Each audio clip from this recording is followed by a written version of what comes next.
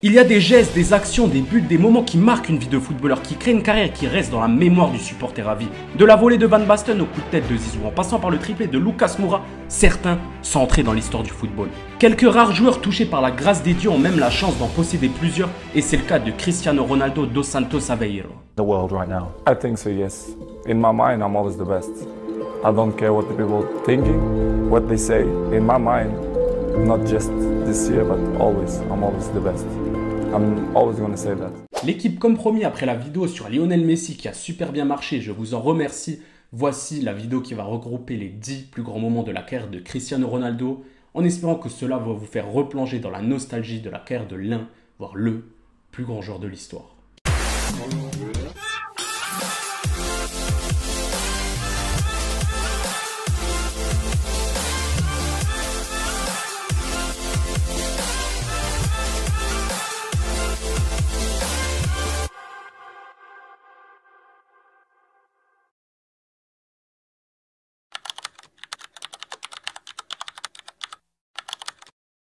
Le 5 mai 2009, Manchester United est champion d'Europe et Cristiano Ronaldo compte bien prouver qu'il est le ballon d'or en titre sur la pelouse d'Arsenal en demi-finale retour de la Ligue des Champions. Si les Gunners sont de l'espoir après la petite victoire 1-0 de United à l'aller, Cristiano Ronaldo va vite refroidir les espoirs londoniens. Dès la 8e minute, le Portugais commence par adresser une passe décisive à Ji-sung Park qui profite d'une erreur du jeune Kieran Gibbs. Mais l'histoire va vraiment s'écrire 3 minutes plus tard. United obtient un coup franc à 40 mètres excentré sur le côté droit. Ronaldo s'apprête à frapper le coup franc, mais personne ne s'attend à ce qu'il tente directement. Absolument tout le monde aurait tenté le centre dans la surface, mais ce n'est pas du tout le style de Ronaldo, le gamin est déjà totalement fou. Le Portugais prend son élan si reconnaissable et envoie un boulet de canon dans la cage de Almunia. Le ballon n'est touché par personne, la frappe est pure et puissante. Le ballon va flotter jusque dans la cage du gardien d'Arsenal qui a l'air surpris. Peut-être tout autant que CR7 lui-même qui semble lui-même choqué sur sa célébration. Le coup franc est désormais légendaire et est considéré comme l'un des meilleurs de l'histoire au vu de sa complexité, du contexte et du facteur surprise. Finalement, le Portugais terminera le spectacle avec un dernier but au bout d'un compte pour assurer la qualification de United pour une deuxième finale consécutive.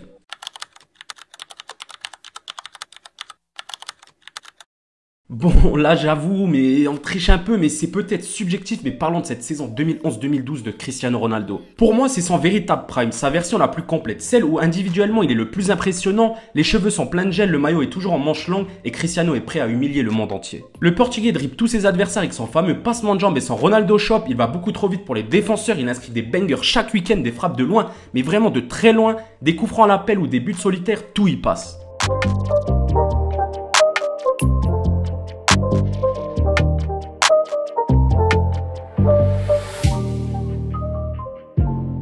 Sur son aile gauche, il se permet même de délivrer des caviars à ses coéquipiers, montrant qu'il possède aussi une super qualité de passe. Cette année-là, il inscrit 66 buts, son record, ainsi que 17 passes D. Malheureusement pour lui, il manquera son pénalty en demi-finale retour face au Bayern en Ligue des Champions et sera éliminé en demi-finale de l'Euro. Il remportera malgré tout la Liga avec les 100 points et cette saison est peut-être un peu éclipsée par celle plus clutch par la suite et à cause de l'autre extraterrestre qui inscrit 91 buts la même année. Enfin bref, allez revoir des compiles de CR7 de cette époque parce que nous, on l'a déjà regardé des centaines de fois et c'est toujours aussi monstrueux.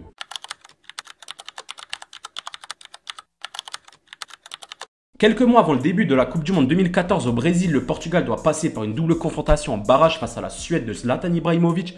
Un seul de ces deux géants sera présent à la Coupe du Monde. Les Portugais se sont imposés 1-0 à l'aller grâce à un but de l'inévitable Cristiano Ronaldo et à la 70e minute, Cristiano Ronaldo a déjà marqué mais c'est surtout Ibra qui va lui voler la vedette en inscrivant un doublé avec un coup franc surpuissant. Les Suédois ne sont plus qu'à un but de la qualification et c'est à ce moment-là que Monsieur Cristiano Ronaldo va vraiment sortir de son chapeau. Cristiano Ronaldo va inscrire un doublé en 2 minutes profitant de la passivité de la défense suédoise. Un premier but célébré en montrant que c'est lui le boss et que le stade lui appartient et un deuxième en dribblant le gardien suédois avant d'aller fêter avec le banc la qualification ainsi que le record de buts pour la sélection portugaise. Effectivement, CR7 vient d'inscrire un triplé pour qualifier son pays pour la Coupe du Monde et il en profite pour égaler le record de buts de la sélection alors détenu par Paoletta et ses 47 buts. Depuis, Cristiano a bien sûr complètement détruit ce record tout comme les espoirs des Suédois ce soir-là.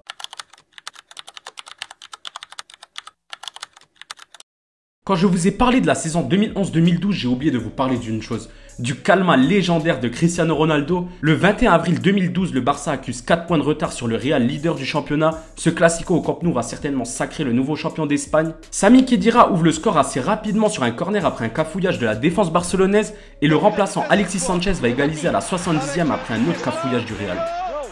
c'est repoussé par Casillas. Ouais. Et finalement, Casillas. Ouais. Ça y est. Comme un signe que cette finale pour le championnat va se jouer sur des détails et le détail va se produire 2 minutes après où Cristiano est lancé dans le dos de la défense par Mesut Özil. Il élimine Victor Valdés afin de terminer dans le but vide, il inscrit alors son deuxième but dans un classico mais il va surtout chambrer le Camp Nou qui s'est totalement climatisé devant le talent du Portugais. CR7 fera signe au stade de se calmer, que le patron du Camp Nou c'est lui et que le titre il sera pour le Real de Mourinho. Le match s'achèvera sur cette victoire 2-1 du Real avec comme photo iconique Ronaldo qui climatise le Camp Nou.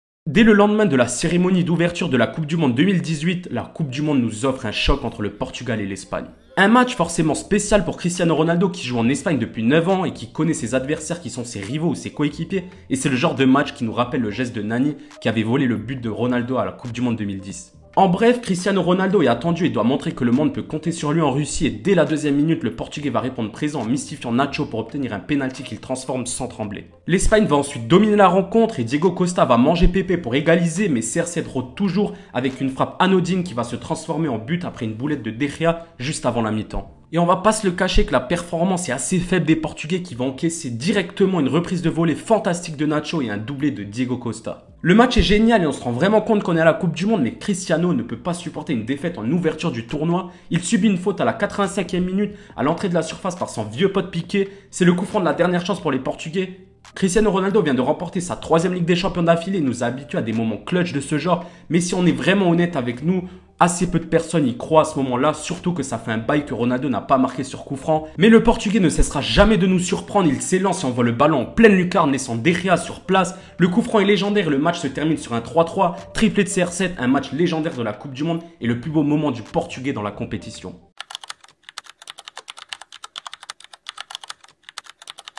Le Ronaldo de la Juve a moins de moments marquants, même s'il a brisé quelques records, mais il y a un moment que personne n'a oublié. Ronaldo est venu chez le club italien pour lui faire passer un cap en Ligue des Champions et pour sa première saison, il retrouve un vieil ami en 8e de finale. Ronaldo retrouve l'Atlético de Madrid de Diego Simeone, un vieil ami car avant ce match, l'Atlético était déjà sa victime préférée du Portugais originaire de Madère avec 22 buts en 31 matchs. Mais en 2019, Simeone pensait avoir trouvé la solution après avoir battu la Juve 2-0 grâce à sa doublette uruguayenne Jiménez Godin, tous les deux buteurs. L'entraîneur des Colchoneros célèbre sa victoire en montrant ses cojones, un geste qui aura le don d'agacer Cristiano Ronaldo qui rappellera gentiment devant la presse qu'il a 5 Ligues des Champions de plus que l'Atlético et comme un avant-goût de l'enfer qui les attend au match retour. Cristiano, ¿qué? Ahora 5 y a dormir, ¿eh? Cristiano 5, ¿qué? Llorar, a Turino, a llorar.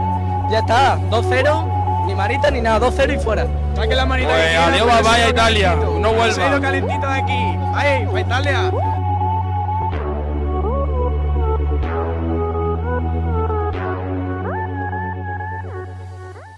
On se dit tous que la défense de fer de l'Atlético ne peut pas encaisser 3 buts pour être éliminé, sauf que s'il y a bien un homme qui peut le faire et qui l'a déjà fait dans le passé, c'est bien le numéro 7 de la Juve. Le match commence dans une ambiance insoutenable et on sent tous que tout va dépendre de CR7 et qu'il peut le faire, la provoque de Simeone ne peut rester impunie. La Juve ne laisse pas respirer les Colchoneros et Emre Can au milieu fait des ravages et Federico Bernardeschi est dans un grand soir. Et en parlant de l'ailier italien, c'est lui qui dépose un caviar à Cristiano Ronaldo qui marque d'une tête ravageuse après seulement 27 minutes. Un tiers du chemin est fait, le Portugais y croit et transmet cette énergie à tout le stade sur un centre du jeune João Cancelo qui réalise un super match. Ronaldo envoie une tête surpuissante dans les cages de Oblak, le Slovène l'arrête mais le ballon dépasse à peine la ligne et permet à Cristiano de claquer un doublé et de revenir à égalité sur l'ensemble des deux matchs. À ce moment-là, je crois qu'on le sentait tous et le triplé arrive et la question c'était de savoir quand.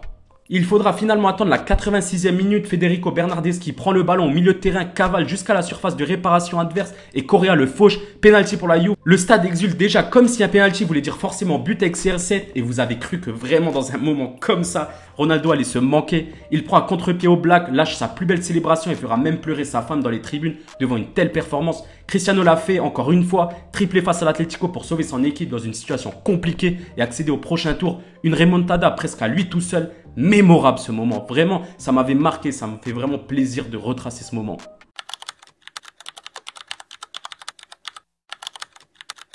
Dans la série des buts de Ronaldo en finale de Ligue des Champions, je demande le tout premier. Le 21 mai 2008, Ronaldo est déjà considéré comme le meilleur joueur au monde en étant le meilleur buteur de la Ligue des Champions et après 31 buts plantés en championnat. Les Mancuniens reçoivent ce soir-là Chelsea pour une finale 100% anglaise entre le nouveau champion mancunien et son dauphin. Le danger principal se nomme évidemment Cristiano Ronaldo qui n'attendra que 26 minutes pour claquer sa tête dans le petit filet. Totalement imparable pour Petr Cech, le meilleur joueur du monde a prouvé son talent dans le moment le plus important de sa carrière à ce moment-là. Le dénouement final aura lieu lors d'une séance de tir au but où le Portugais loupera d'ailleurs sa tentative, mais qu'importe, les Red Devils remportent la Ligue des Champions, la première d'une longue série pour Mr. Champions League, qui sera récompensé de son premier ballon d'or quelques mois plus tard.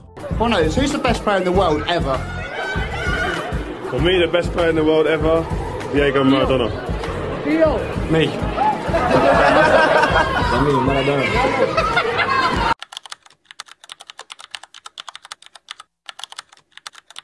À l'été 2016, la France accueille l'Euro où le Portugal n'est pas franchement favori malgré la présence de Cristiano Ronaldo qui est muet pendant 2 matchs.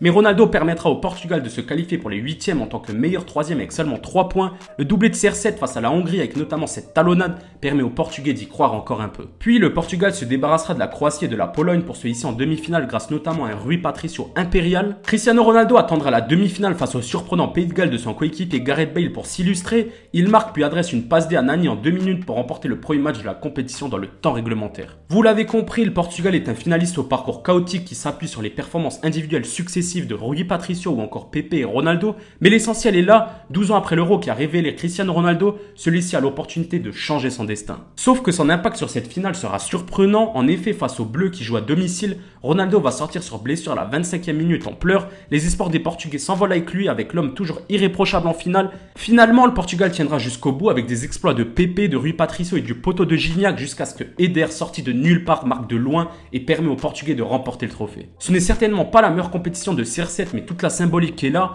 celui que une fois blessé s'est mis en entraîneur assistant pour aider son équipe, les conseiller lors des pénaltys comme par exemple quelques instants avant la séance de tir au but en quart de finale face à la Pologne. anda a bater, anda. Tu bates bem, perdemos que se foda, anda. Solidariedade, vai, solidariedade. Tu bates bem. Confiança, caralho. Un choix payant puisque le milieu de terrain de l'AS Monaco à ce moment-là a bel et bien trouvé les filets. Il a donné tout son cœur depuis la ligne de touche pour son pays et ce succès, le premier de l'histoire du pays à son visage, le plus grand joueur de l'histoire du pays et du football entier, a permis au Portugal de remporter son premier trophée et a coché la dernière case manquante sur son CV, le succès national.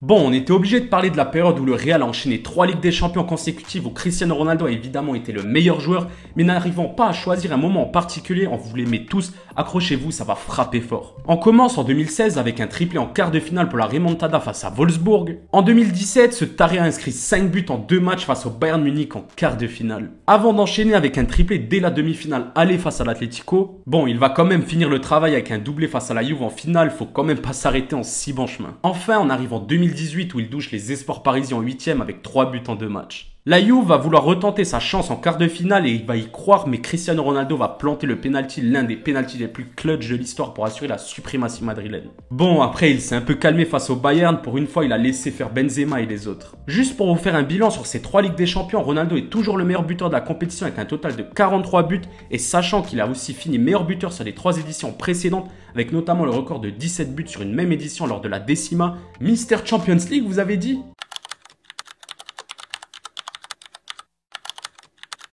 Greenwood had a pop. Woodman spilt it, and guess who's there? Close your eyes, and he looking to play in Ronaldo. It is Ronaldo. It's 2-1 United. The theatre lives its dream.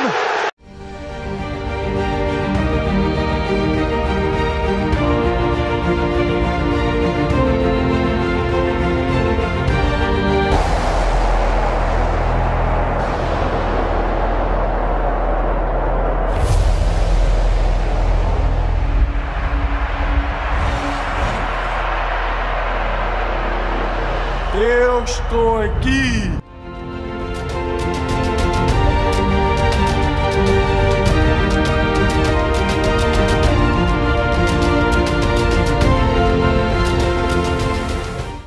pallone per Alex Sandro, il cross sul secondo palo e arriva il colpo di testa di Cristiano Ronaldo, la rete della Juventus è andato su altissimo.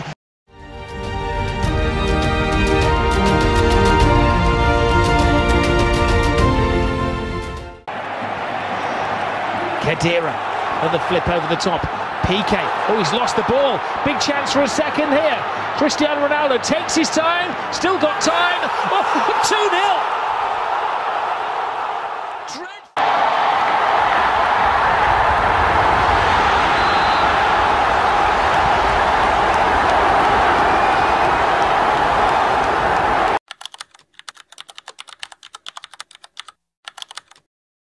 Évidemment qu'on a fait exprès de ne pas le citer juste avant, pour nous ça paraissait assez logique que ce moment-là soit le numéro 1 de notre classement. Le 3 avril 2018, quelques mois après la victoire des Madrilènes face à la Juve en finale de Ligue des Champions, les Italiens défient à nouveau le Real, mais ils ne vont toujours pas apprendre de leurs erreurs. Après seulement 3 minutes, Ronaldo, encore lui, ouvrira le score d'un but de numéro 9, mais le chef-d'œuvre arrivera plus tard. Peu après l'heure de jeu, après une offensive madrilène, la défense de la Juve se remet en place et le ballon arrive à Carvajal sur le côté droit. L'Espagnol centre presque au hasard et Ronaldo s'élève au-dessus de tout le monde et claque le retourné parfait. Zidane, qui lui-même a déjà inscrit des chefs-d'œuvre, n'en revient pas sur son banc. Le légendaire Buffon ne bouge pas d'un poil sur sa ligne de but. Il demandera d'ailleurs à Ronaldo à la fin du match quel âge avait-il déjà.